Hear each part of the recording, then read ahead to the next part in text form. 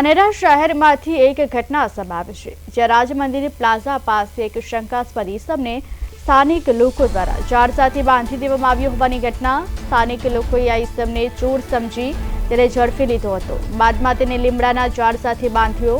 આ દરમિયાન તેને માર મારવામાં આવ્યો હોવાની વિગતો પણ સામે આવી રહી છે.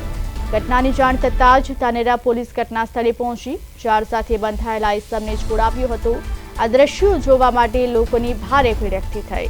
ધાનેરામાં બનેલી ઘટનાએ અનેક સવાલો ઉભા કર્યા છે. સ્થાનિક લોકોએ ચોરને પકડવાની આ ઘટનાને લઈ પોલીસ પેટ્રોલિંગ સામે પણ હવે સવાલ ઉઠી રહ્યા છે.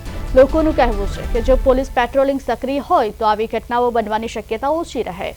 આ મામલે પોલીસ હવે તપાસ કરી રહી છે. ત્યારે ધાનેરામાં શંકાસ્પદ ઇસમને ચોર સમજી ઝાડ સાથે બાંધવામાં આવ્યો છે. સ્થાનિકોએ ચોર સમજી અને કાર્યવાહી કરી. જોકે સમગ્ર ઘટનાને લઈ હવે પોલીસ ઘટના સ્થળે પહોંચી અને પોલીસે પણ વધુ તપાસ હાથ ધરી.